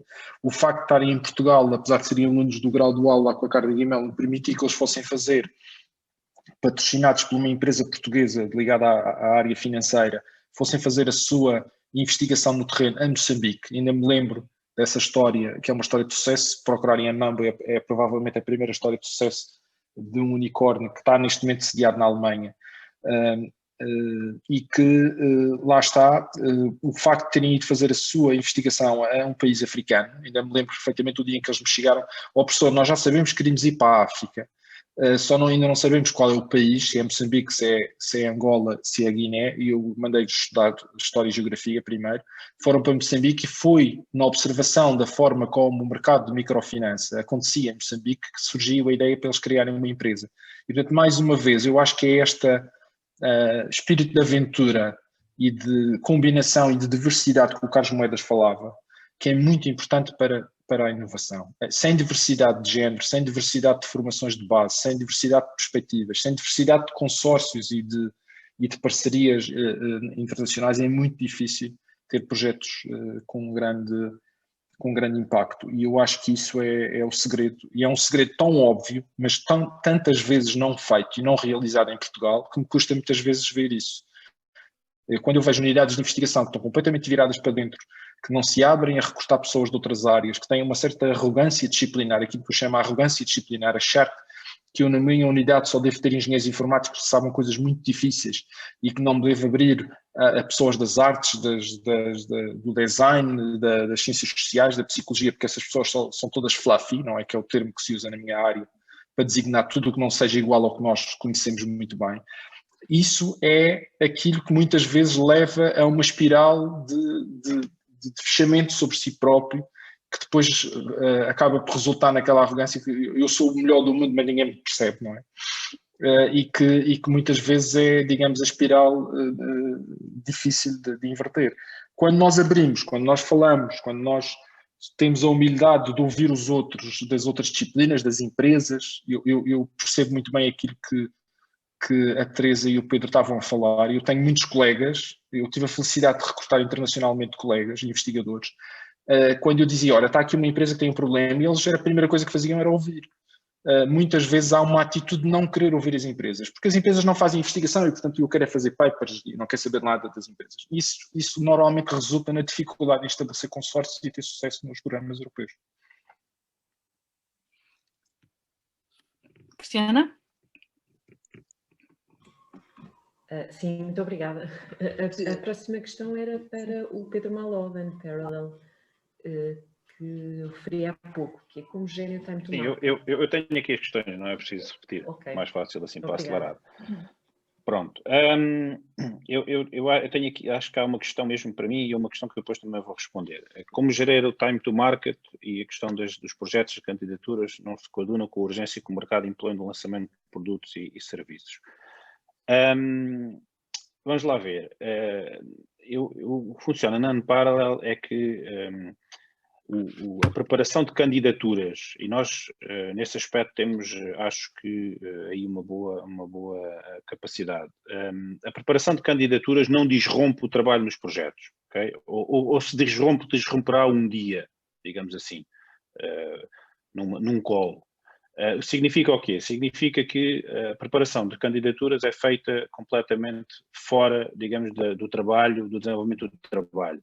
Não quer dizer que não esteja completamente ligada à estratégia da empresa e àquilo que é o seguimento, mas a ideia é não desromper porque senão, hoje em dia, a Comissão Europeia tem calls a toda a hora e toda a gente está a escrever propostas a toda a hora. Aliás, esse é um dos grandes problemas que se passa nos programas europeus, e nós estamos dentro disto, é que o pessoal está todo a escrever candidaturas toda a hora e ninguém está a trabalhar. Pronto. E, portanto, na Unparallel nós temos uma separação nesse aspecto. O time to market é algo que nós temos também dificuldades na empresa. Nós gostávamos de andar, inclusive, mais depressa com alguns dos produtos que temos, mas temos obrigações também de cumprir com tarefas nos projetos e, portanto, temos que andar à velocidade que é possível. A verdade é que também esta história do Covid neste momento penalizou muito a nossa produtividade. Eu ouço dizer aí que a produtividade aumentou 40% ou 30% no estar a trabalhar em casa. Eu não acho nada disso, eu acho que diminuiu bastante e as pessoas estão muito mais estressadas, muito mais nervosas. A produtividade em termos de horas de trabalho até pode ter aumentado, mas as pessoas estão a trabalhar muito mais difícil, muito mais a colaborações e discussões que nós fazemos em termos técnicos que levam muito tempo, muito mais tempo do que quando estávamos todos juntos. Portanto, tudo isto, de facto, tem trazido algumas dificuldades. Na parte das candidaturas vencedoras, que eu acho que isto, obviamente, é sempre uma pergunta que eu acho que vocês todos fazem, não é? Vamos lá ver uma coisa. Eu não vou repassar o meu segredo e a minha vantagem competitiva que eu tenho para todos os outros, não é? Pronto. Mas posso dar aqui alguns aspectos e alguns pontos que eu acho que são relevantes. Eu acho que isto é um conjunto de maneiras de ganhar projetos, ok? Ganhar candidaturas. Uma maneira de ganhar candidaturas é uma candidatura que endereça o call de cima a baixo, de forma muito clara e cumprindo todos os objetivos que estão na chamada, ok? Portanto, uma candidatura compreensiva que foca tudo aquilo de maneira muito clara, muito direitinha. Isso é uma maneira de ganhar uma candidatura. Uma outra maneira de ganhar uma candidatura é uma ideia muito focada, muito inovadora, focando um conjunto de tópicos da chamada e que é muito disruptiva, ok? E muito bem vendida, como é óbvio, muito bem escrita. Portanto, isto também ganha. E a terceira maneira que eu conheço de ganhar por propostas é consórcios, consórcios que são que não se podem recusar, não é? Consórcios irrecusáveis. Porquê que um consórcio irrecusável ganha uma proposta? Porque introduz o medo, não é? E o nervosismo no avaliador, porque vê lá uma Siemens, uma Bosch, uma, sei lá, uma Anparal até, não é? E todos esses outros, e quando vai ler a candidatura, já vai com o preconceito, não é, bom, de que aquilo tem que ser bom porque aquelas empresas dedicaram tempo a escrever aquilo. Portanto, digamos assim, falando um bocadinho em 3 áreas, não é? Portanto, uma proposta que endereça tudo, uma proposta muito focada e um consórcio irrecusável, não é? São maneiras, por exemplo, de ganhar candidaturas. Pronto. Teresa, obrigada, Pedro. Teresa, eu peço desculpa que não vi esta mão. A Teresa queria dizer qualquer coisa relativamente à questão anterior, não foi? Até pode ser esta, acho que Esta pergunta está inserido, sim. Portanto, eu concordo com o que foi dito anteriormente pelo Nuno e pelo Pedro, portanto, eu acho que é preciso de facto uma visão sólida, a excelência é fundamental e a multidisciplinaridade, sem dúvida. Agora, portanto, e para fazer propostas vencedoras, endereçar tudo. Outra coisa, eu também tenho que referir que eu trabalho muito como avaliadora de várias propostas, portanto, já tive muitos processos de avaliação e pronto, e portanto também tenho esse testemunho que gostaria de trazer para aqui. Portanto, eu acho que sem dúvida é obrigatório endereçar todos os pontos, como o Pedro mencionava, nunca esquecer que só conta o que está escrito. Portanto, o avaliador não pode ir procurar na internet coisas que não estão escritas, portanto, só conta o que está escrito. E o terceiro ponto, que se calhar só para trazer algo novo ao que já foi dito, que eu concordo com o que o Nuno e o Pedro disseram, é o impacto. Muitas vezes as propostas vêm, em termos da parte da excelência, lindas, a inovação está escrita tecnicamente, é tudo fantástico e é mesmo maravilhoso. E depois o impacto é o que foi escrito nos últimos 2 dias, é o que foi escrito mais ou menos e é o que muitas vezes, enquanto avaliador, é difícil mesmo puxar e perceber e ver como é que aquilo vai ter um impacto, porque mais do que a percepção do avaliador de como poderá ser fantástica a tecnologia, é o que está escrito sobre como vai impactar na sociedade. E isso é fundamental e eu acho que é, da minha experiência, é o que muitas vezes fica mais fraco. Obrigada, Teresa. Cristiana? Olá, novamente. Temos aqui uma questão também dirigida à Teresa, da Sofia Carvalho Viegas, que fala das 2 metodologias que referiu na intervenção inicial, que aplicam para a garantia de continuidade, e a Sofia pergunta, gostaria de ter mais informação, sobre a metodologia aplicada desde a origem, nomeadamente na seleção das candidaturas a que se candidatam, e 2, Roadmap de Inovação 2023-2024 em alinhamento com o mercado. Ok, aqui se calhar, portanto, responder primeiro a metodologia aplicada desde a origem e a seleção de candidaturas a que se seleciona. Portanto, eu acho que aqui o fundamental é termos uma estratégia bem delineada e depois ver onde é que poderá encaixar os diferentes instrumentos que são oferecidos. Portanto, mais do que olhar para um instrumento e depois adaptar, é ao contrário, não é? A estratégia tem que estar bem definida, a meu ver. O segundo ponto, que é o roadmap que era para 2023-2024, isto está dentro de uma atividade específica que se chama-se Program Support Activity e é mesmo dentro de um SRC, portanto um cluster de research que é feito, que é um dos instrumentos que é oferecido dentro do H2020 neste caso, no caso do anterior. Portanto, eu estava a referir-me a uma call específica. Obrigada, Teresa. Não sei se fui elucidada. Mafalda, posso fazer um comentário? Ou melhor, alguns comentários? Claro, claro. Eu queria suportar aquilo que tem vindo a ser dito sobre a interdisciplinaridade, que às vezes é natural nas pessoas, mas que normalmente retira da área do desconforto, e essa é que é a dificuldade. Eu recordo-me que eu fui licenciada por um curso de ciências farmacêuticas, na altura em que eles duravam 6 anos, porque já tenho alguma idade nesta fase, e entretanto fui lançada a dar aulas numa escola de engenharia. E de facto para mim foi logo um salto e uma dificuldade, e tentar transpor essa barreira é difícil. E logo à partida comecei a aprender a comunicar. Sobre essa comunicação, eu queria dizer que é muito difícil. Eu já me sentei várias vezes com pessoas e não percebi nada do que elas disseram. E cada um falou na sua área, e eu só me remeti à minha ignorância e entender que haveria ali alguma necessidade de maior comunicação. E sentamos mais vezes até conseguir entender. Porque de facto a comunicação é difícil, porque cada um de nós fala num jargão às vezes estranho, e de facto estabelecer a mensagem e perceber a nossa interação e qual é o ponto de interação entre nós, às vezes não é um ponto fácil, não é imediato e requer alguma resiliência também. Relativamente à escrita das propostas, eu queria dizer-vos que eu acho que há aqui duas coisas que normalmente são pontos-chave na evolução das candidaturas aprovadas. Se bem que eu acho que depois dos comentários do Pedro, ele vai ter muitos candidatos a parceiros, porque ele tem uma taxa de aprovação acima da média. Portanto, acho que ele é um bom candidato para se alinhar em consórcio. Relativamente uma delas é a clareza, porque nós muitas vezes escrevemos, tal como nos sentamos com os outros e não percebemos o que os outros dizem, quando nós escrevemos e traduzimos no papel, os outros também não vão perceber o que nós estamos a dizer. Porque quem vai avaliar pode ser a pessoa que está do outro lado da mesa e que sabe exatamente de outra área, porque como todas as grandes pilares da ciência já estão identificados e nós estamos a fazer ciência nas interfaces, e daí a necessidade da disciplinaridade, quem vai estar a avaliar a proposta vai ser de uma determinada área e, portanto, dificilmente sabe exatamente a nossa área core, dificilmente vai entender essa nossa linguagem. Portanto, a primeira é a clareza. E a segunda é uma coisa que eu acho que é fundamental e que eu acho que eu muito tarde percebi isso, e acho que foi muito importante para mim quando percebi isso, e estou disponível para dizer porque acho que é mesmo importante.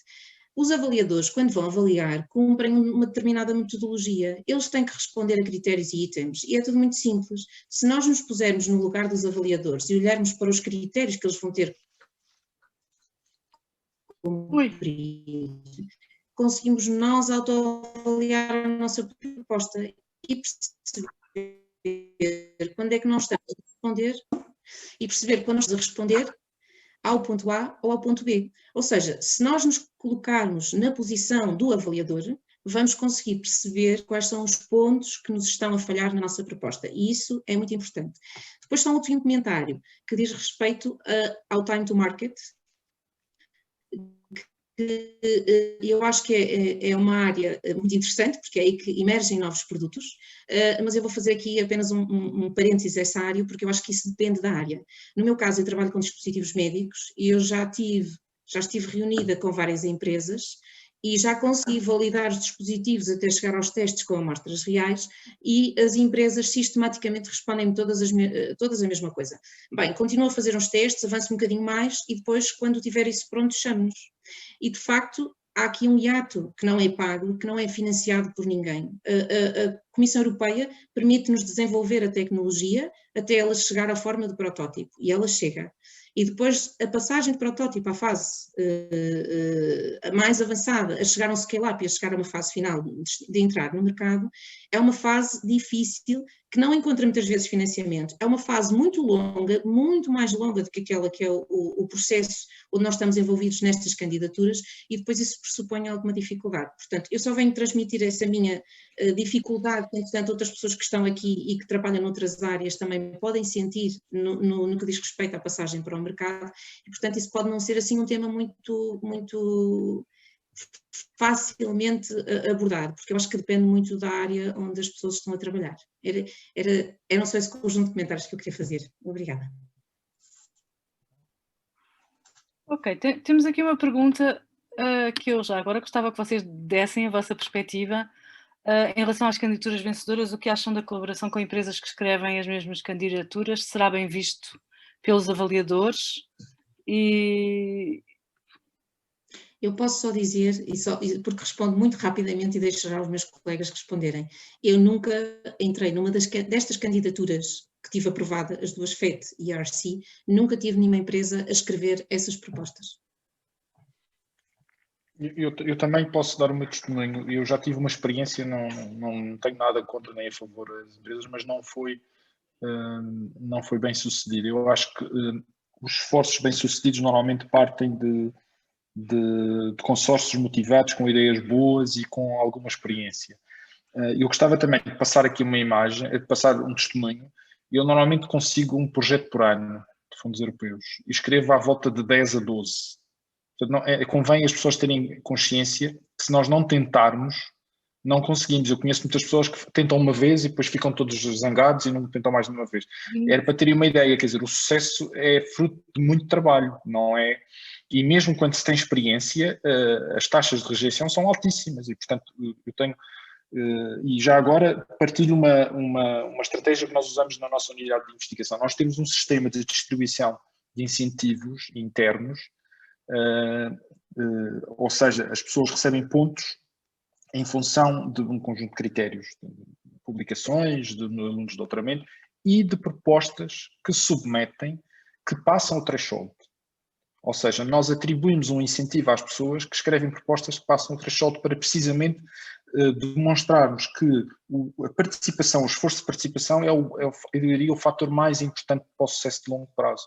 Se as pessoas não tentarem, não vão aprender com os erros, não vão receber as avaliações, não vão perceber o que é que fizeram mal, e eu gostaria de adicionar uma outra questão que é o mentoring, ou seja, muitos dos jovens investigadores muitas vezes não têm, e as próprias instituições não estão organizadas de forma a que os investigadores séniores possam trazer para as propostas os pós-docs, os investigadores júniores, para que eles aprendam a escrever propostas, porque é um esforço muito diferente da escrita de um artigo científico. A escrita de uma proposta é a resposta a uma chamada, como já foi dito aqui. É preciso cobrir todos os parâmetros, porque as candidaturas são tão competitivas que se nós falharmos um dos parâmetros, mesmo que tenhamos todos os outros muito bem, a probabilidade de conseguirmos ter a proposta aprovada é muito reduzida. E, portanto, o esforço de escrita de uma proposta é substancialmente diferente do esforço de escrita de um artigo científico. Há uma componente, por exemplo, eu prefiro muito mais escrever propostas do que escrever artigos, não é? Porque é muito mais criativo, é muito mais interessante. Nós podemos dizer coisas que não sabemos que são verdade, enquanto que na escrita de um artigo científico temos que nos cingir aos factos, não é? E, portanto, eu gosto muito de escrever propostas porque eu sempre gostei muito das áreas criativas, é das poucas atividades criativas que eu consigo fazer e que são valorizadas. Pedro e Teresa, qual é a vossa opinião relativamente a isso? Teresa. Eu depois já falo. Sim. Do meu ponto de vista, portanto, enquanto avaliação, eu acho que não há aqui nenhuma penalização, até porque os custos são elegíveis, não é? Mafalda, corrija-me, mas eu acho que são elegíveis os custos, não? Nestas propostas não, mas nós temos, adicionando àquilo que o Nuno estava a contar, a ANI tem tido um incentivo para a submissão de propostas e um incentivo em pacote para as várias instituições de ensino superior e investigação nacionais e que tem permitido que propostas tenham sido submetidas e que tenham passado o threshold tenham um incentivo. Isto para acrescentar aqui ao que estava a dizer okay. o Ricardo. Bom, eu sinceramente, é assim, eu acho que depende cada empresa é que tem que fazer aqui o balanço, não é? Do que é que... Agora eu estou a falar enquanto empresa. Enquanto investigador e a parte de centro de investigação e de universidades, e também imagino que seja...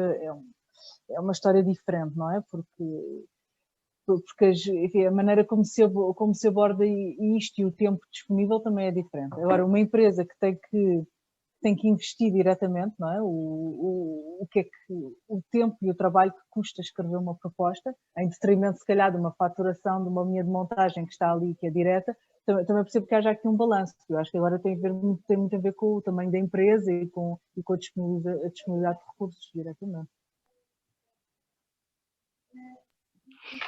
Pedro? Ok. Eu por acaso, também não envolvo empresas para escrever as candidaturas, mas eu acho que não tenho qualquer questão com isso e até acho que é um mercado válido. Na verdade, uma das empresas que escreve propostas, não é, e que até as executa, é a líder portuguesa em termos do número de propostas financiadas, do qual a Amparo ela está nessa lista em terceiro lugar. E, portanto, até é uma uma possibilidade interessante de operar, não vejo mal nenhum nisso. Quanto à questão das avaliações, e complementando um pouquinho aqui aquilo que tem sido dito, nós até podemos escrever a melhor avaliação, a melhor proposta e a coisa mais bem escrita. A avaliação de inovação e a inovação científica é sempre muito subjetiva, não é? E muito ligada ao preconceito, bom ou mau, do avaliador. Não é? Por exemplo, um exemplo muito concreto, blockchains, não é? Eu já vi situações de avaliadores que têm sérias questões com blockchains, não é? Mas os calls não restringem blockchains, por exemplo. Mas o gajo o senhor ou a senhora tem um preconceito com aquilo e pronto, e vai avaliar negativamente se uma proposta lá aparecer com blockchains. E isto vale para tudo, ou seja, não há maneira de resolver este problema e não há nenhum, acho que na verdade não há nenhum segredo, nenhum ingrediente secreto para ganhar candidaturas, ok? O ingrediente secreto é submeter muitas, se quisermos ter algum, não é? Submeter coisas bem escritas, escritas de cima a baixo, direitas de cima a baixo, e isto normalmente é escrita a uma, duas mãos, ok? Com inputs de facto de várias fontes, mas escrita a uma mão ou duas mãos, para que haja uma coerência de início até fim, e isso acho que é uma coisa muito importante, portanto, coerência entre a excelência, o impacto, a implementação, tudo isso. E, portanto, eu acho que as pessoas que quiserem participar nisto devem participar, não devem desmoralizar à primeira nem à segunda. Nós todos perdemos isto. Eu acho que a dificuldade é ganhar a primeira, porque a partir do momento em que se está dentro, a seguir a máquina mexe, não é? E a máquina mexe, começa-se a saber, começa-se a falar, o outro convida para esta, vai para aquela e a máquina começa a mexer. Portanto, acho que é tudo uma questão de conseguir a primeira, a partir daí é muito mais fácil.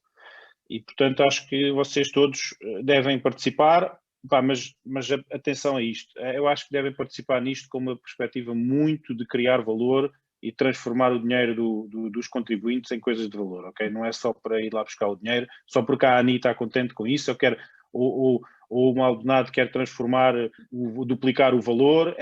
Eu cá preferia muito, eu vou ser muito sincero, eu cá preferia que o KPI não fosse esse. Não é? Nós estamos a medir o KPI, que é dinheiro, trazer dinheiro. Eu gostava mais que o KPI fosse do dinheiro que foi trazido, quanto é que transformou em valor no real. Esse KPI é muito mais importante do que o KPI de ir buscar dinheiro à Europa. Não é? É muito interessante para a ANI, lá para as tabelas do Ministro e do Maldonado e da Mafalda, mas é muito pouco importante para aquilo que vai ser o impacto em Portugal, ok? E na Europa. Nós não vemos isso tão ao contrário do que o Pedro está a dizer, atenção, isto é apenas uma referência, todo esse dinheiro vai traduzir-se em valor. Ou não? E só se consegue esse dinheiro se conseguir fazer projetos importantes, excelentes e disruptivos e com impacto. Portanto, não estamos longe a perspectiva um do outro, atenção. Infelizmente, estamos mesmo em cima já do joelho, do tempo e tudo isso. Eu propunha que estas perguntas que temos aqui ainda por responder, que depois respondamos por escrito, passávamos agora à Anabela, que vai dar a perspectiva da implementação daquilo que aí vem, e depois, se tivermos tempo, ainda falamos 2 ou 3 segundos sobre tudo. Se não tivermos tempo, acho que vou ter que nos despedir de vocês a correr mais daqui a um bocadinho, está bem? Anabela, por favor. Estás aí? Estou sim. Espero que me estejam a ouvir. Sim? Não te estamos a ver, só te estamos a ouvir. Oh, mas eu tenho a câmara ligada. Eu não te estou a ver, se calhar sou eu que sou a... Então, muito boa tarde a todos. Foi realmente inspirador principalmente porque nos obrigam a colocar em cima de nós dois grandes ideais: ultrapassar fronteiras, sejam elas de disciplinas, sejam elas de comportamento. E, portanto, depois dessas vossas intervenções, nós só podemos agora tentar fazer o tal zooming para aquilo que a ANI, no âmbito da PERIN, nos pode ajudar e pode ajudar todos os interessados em participar no programa Quadro. Portanto, o que nós vamos fazer agora é, muito resumidamente, um nitty-gritty do que aí vem, e depois a Mafalda lançará, no fundo, o kick-off para esta semana das jornadas. Portanto, nós temos 95,5 mil milhões de euros, mas isto é apenas um número. O que é que ele significa? E é esse significado que lhe queremos dar durante esta semana. João, por favor. E, portanto, todas estas 7 agências que compõem a PERIN, desde a FCT, a ANI, a Portugal Space, a ICIBA, a Erasmus, a DGES, Ciência Viva, estão aqui reunidos para que possamos dar melhor apoio aos stakeholders. E é neste sentido que esta sessão é organizada. A PERIN está situada, entre aspas, é coordenada pelo gabinete do Sr. Ministro da Ciência, Tecnologia e Ensino Superior, e a ANI é uma das suas agências de suporte e apoio. Próximo, por favor. E, portanto, tentando ser o mais rápida possível, este já é uma imagem subejamente conhecida de todos, portanto é o nosso Horizonte Europa, os 3 grandes pilares, e como poderão ver, temos a FCT, no fundo, a cuidar, a nurture, o pilar 1 e o pilar 4, do widening, a ANI coordena os pilares 2 e 3, mas nos pilares 2 conta com a ajuda ainda da FCT, da ICIB, da Portugal Space e do Ciência Viva. Não esquecendo que o que nós temos aqui à nossa frente não são silos, e é isso que nunca pode ficar na nossa cabeça, esse transportar, esse ultrapassar de fronteiras. E, portanto, as agências têm e devem e fazem-no trabalhar em cooperação para que consigamos, de facto, criar o tal ecossistema que pode fazer com que os investigadores saltem de instrumento para instrumento. Próximo, por favor, João. E, portanto, de uma forma muito rápida e um bocadinho pegando em algumas palavras que o presidente da ANI e o Carlos Moedas puseram em cima da mesa, isto é uma digestão de um programa muito longo. Isto começou em 2018 e ainda não terminou. Nós vamos ter concursos, se calhar, a saírem, muito provavelmente, no início, meados de abril, os primeiros concursos para o Pilar 2 e para o Pilar 3, mas nós só conseguimos um acordo político para o orçamento a 11 de dezembro de 2020. E isto sim põe em cima da mesa aquilo que o Pedro também referiu como é quase um mind gap que está aí atrás de nós e para o qual temos mesmo que estar direcionados. Next, please. E, portanto, tentando ser num slide um bocadinho caótico, peço desculpa, realmente isto visto assim, a Mafalda tinha razão, é too much in one, apenas dar-vos uma ideia de que no Pilar 2 a grande maioria dos concursos vão ser lançados em abril, maio, outubro de 2021, vamos ter a concurso cerca de 11 mil milhões de euros apenas para o Pilar 2. Atenção que são os clusters do digital, são as áreas do digital, as áreas do espaço, da indústria e ainda o clima, a energia e a mobilidade que vão pôr mais orçamento a concurso, cerca de 1,5 bilhões a cada ano, 2021, 2022. Temos as primeiras deadlines já em julho, agosto e setembro. Portanto, vai ser um verão quente de 2021 com um Horizonte Europa em cima da mesa. Depois, missões e parcerias.